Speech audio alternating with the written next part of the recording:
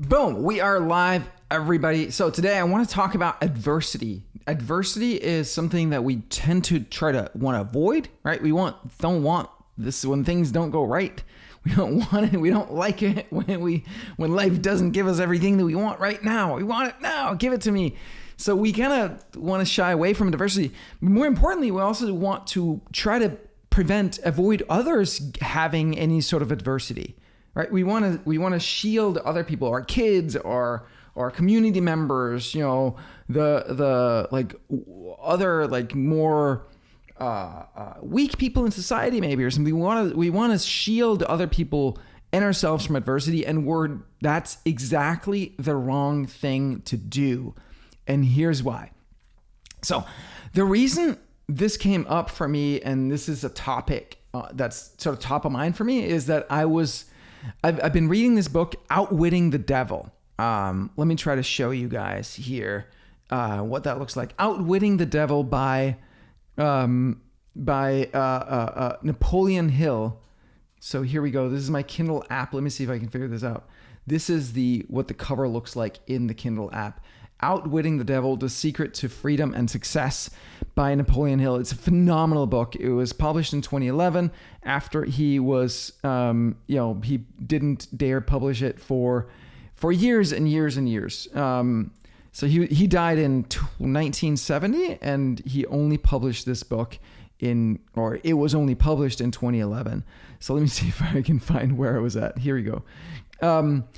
And in this book, it's a long interview. The majority of the book is a long interview with the devil, and he asks the devil, what is up, like with all these things, what happens, the whole concept is that 98% of the population in the world are drifters, and only 2% of the world are non-drifters. There are people who are taking control of their own mind and their own lives, and they create the life that they want. But we're all susceptible to drifting. And in this book, he writes this, and I'm going to share here so you can read along with me. He says, if there are possible benefits to be found through adversity, name some of them. And the devil answers, adversity relieves people of vanity and egotism. It discourages selfishness by proving that no one can succeed without the cooperation of others. It forces an individual to test his mental, physical, and spiritual strength. It thus brings him face to face with his weaknesses and gives him the opportunity to bridge them. It forces one to seek ways and means to definite ends by meditation and introspective thought. This often leads to the discovery and use of the sixth sense, through which one may communicate with infinite intelligence. This is very important, right? It forces one to recognize the need for intelligence not available except from sources outside of one's own mind, and it breaks old habits of thought and gives one an opportunity to form new habits. Therefore, it may serve to break the hold of hypnotic rhythm and change its operation from negative to positive ends. And I think he goes on to talk more about adversity. The greatest benefit of adversity is that it may and generally does force one to change one's thought habits, thus breaking and redirecting the force of hypnotic rhythm. So question for you is, have you ever experienced a situation where through adversity, through despair, you recognized, holy crap, I've been stuck here. And I had this false belief and now I'm changing it. Or I've been resisting doing this thing and now I'm actually taking it on.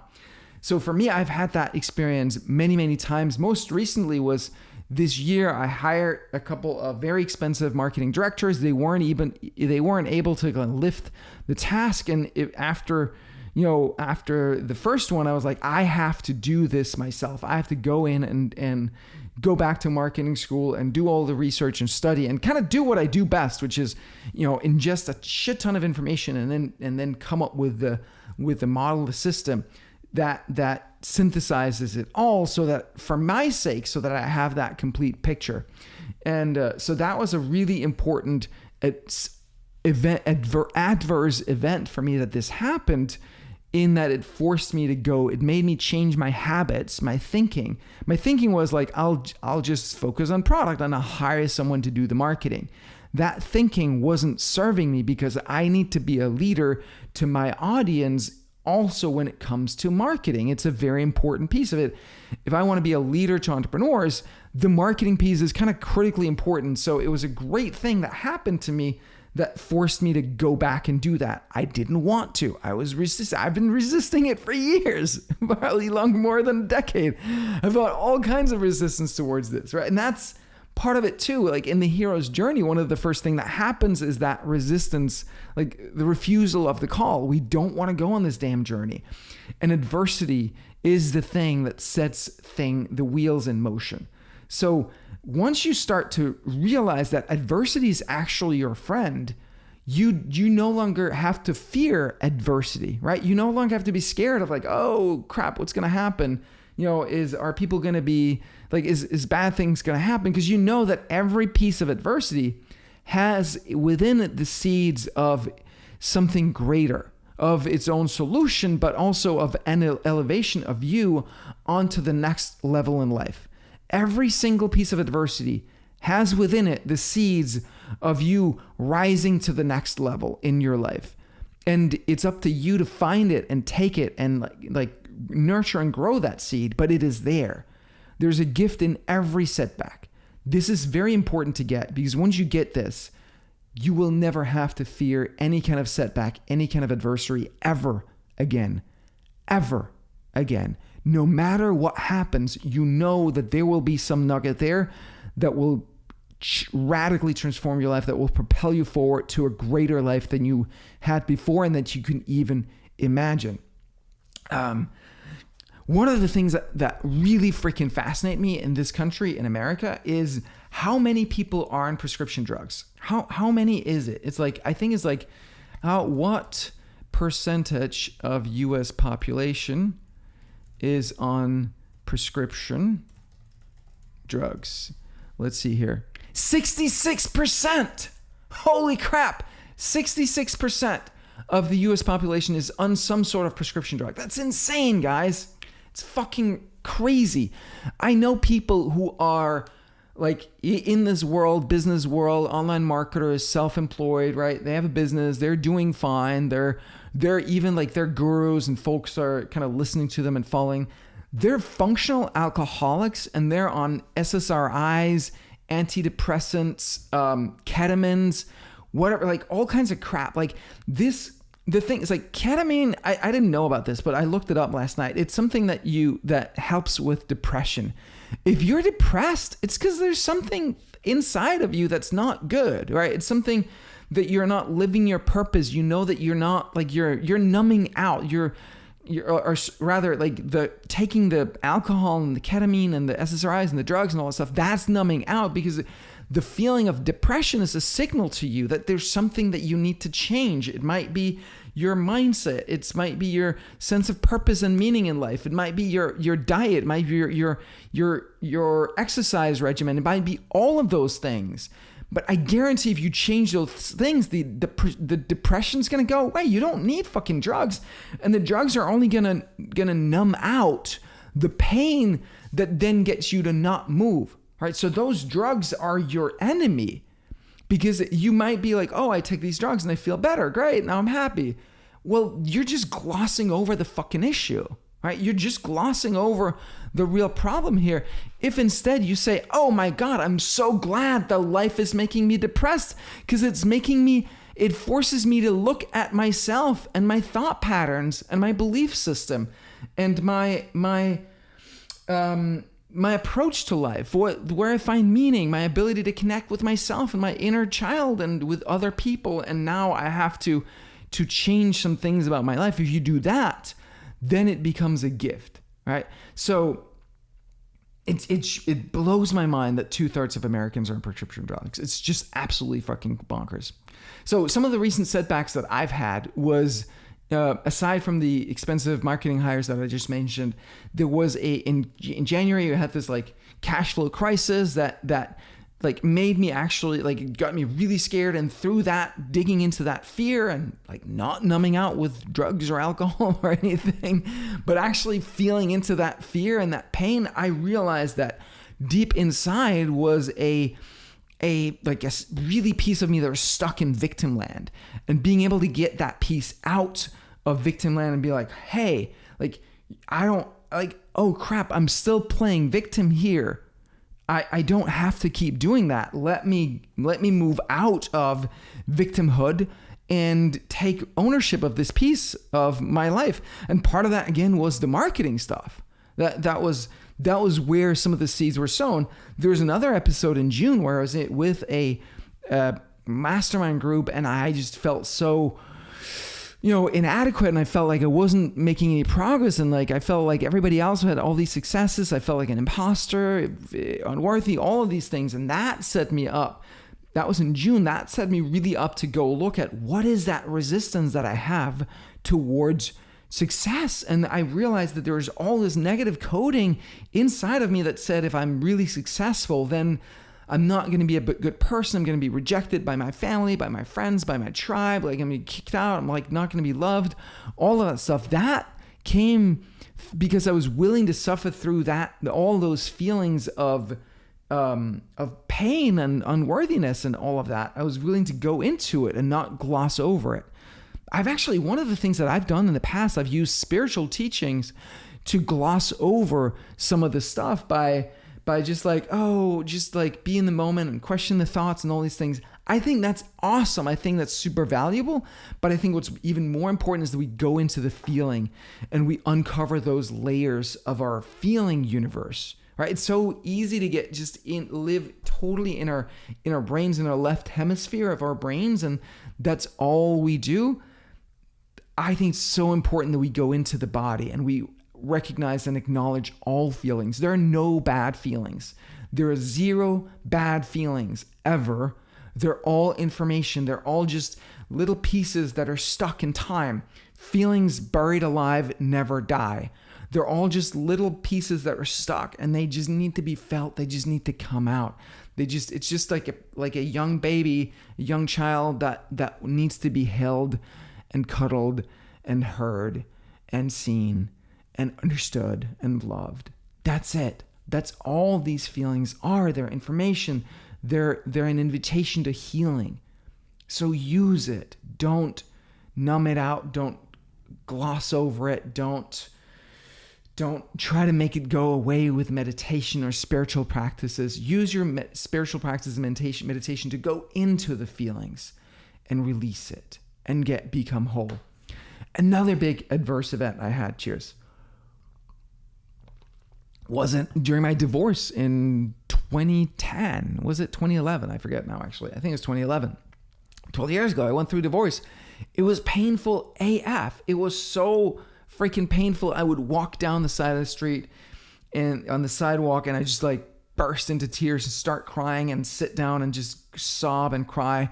And I let it all out. And that, not really, but I just stayed present with all those feelings. And I remember there's this 3-month period where life felt so raw, and it was amazing, but it was also super scary. And then one day it was gone, and I just was kind of back to normal. And if I'd known back then that this was just going to be a period and it was going to last, a few months, and then I would be back to sort of feeling normal, I would have savored that so much more. It was so raw. It was so painful. It was so beautiful. It was so much juice in that emotional period in my life. And so when you're breaking open like that, that is something to savor. Like, don't numb it out. Don't try to make it go away. Don't try to talk yourself out of it. Just be present. Don't delve in the feelings. Don't go like, oh yeah, poor me, whoa, all that stuff. No, but just go into it. Allow yourself to go into it. Yeah? Just feel. That's all you need to do. Even something for me, I was bullied as a kid. I was hunted down on the school. What did that do for me? It taught me to think for myself. It taught me not to just go in with the sheep and with the crowds and be like everybody else, right? It taught me to be myself and be unique and be different. So adversity has so much to teach you if you will let it. Yeah? Adversity is your friend. It is not your enemy. Take that to heart and everything changes. Everything changes. Savor adversity. Wring out of it everything that you can so that you may come out of it stronger, because it's a gift to you that shows you where you're wrong. There's some belief that you have that's wrong. That's some behavior that you have that is wrong. There is something in your life right now that's harming you, right? Those people in this online marketing world, and they're making tons of money, and they're always traveling and drinking and having fun and going out to dinners and all that shit. There's zero meaning in that shit, right? There's zero life and love, and there's no purpose in that stuff. It may look good on Instagram, but no wonder you're fucking depressed, right? There's no joy, meaning in that. It's just temporary pleasure, but there's no meaning. There's no lasting fulfillment in that sort of behavior. And so no wonder you're feeling depressed and you need to drink and you need to get away and escape from yourself and take drugs. But don't. It doesn't freaking help. There's an underlying problem that you need to solve. And it's not going to go away until you choose to wake up and solve it. Face the fact that you've done bad, crappy shit. We all have. It's okay. It's totally okay. We all do it. And at some point you wake up and you realize, oh my effing God, that was so stupid. That was so dumb. Dude, the list of shit that I've done that is stupid, idiotic, insane is very long. All that matters is that you're willing to face it and you're willing to change your behavior, change your beliefs. That's the most important part. Once you recognize that anytime you realize you're wrong about some belief, it's a gift, it's freedom, it's a path to freedom. You are wrong. That wrong belief kept you in prison. And now because you saw it and recognized that that belief was wrong, this is your key that unlocks the door to freedom. Yeah? So be free. Celebrate life. Celebrate freedom. Freedom from any kind of behavior pattern that you have to do in order to feel safe, in order to feel okay.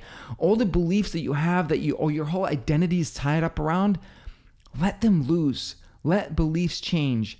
Really figure out what is true for you. And if there's pain in your life, if there's suffering, if there is adversity, take it to heart and learn from it.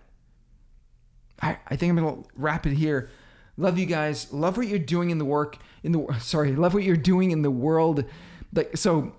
You, with a little bit of me, we're creating this community of entrepreneurs who are smart and dedicated and coachable and willing to do the inner work, who are just out to make a difference in the world, how to create impact in the world, how to change lives from a natural, healthy place, a place of passion and empathy and intelligence and doing the inner work. That's what we're doing here. This is the community that we're building together, of demonstrating that you can take that gift that you have inside and you can bring it out to people at scale, and you can really make a massive difference. There's so much crap happening in the world right now. It's insane. The world is like off its rockers in terms of what the fuck is going on. And you and I were the force as entrepreneurs, as small business owners, not the goddamn corporate BS, right? That's all ESG and madness. Like you and I, the small businesses, the small entrepreneurs, we're the driven ones. We're the ones that are going to go out and actually make a positive difference. It's not going to come from government. It's not going to come from NGOs. It's not going to come from anyone else other than freaking entrepreneurs who go out and they start a movement and they impact lives of people. They solve problems. They help people better themselves. That's what we do. That's what we're here to do. That's why I love you and what you do, and why I love this community, and why I'm so passionate about this community that we're building together. All right. Much love, and I'll talk to you soon. Bye.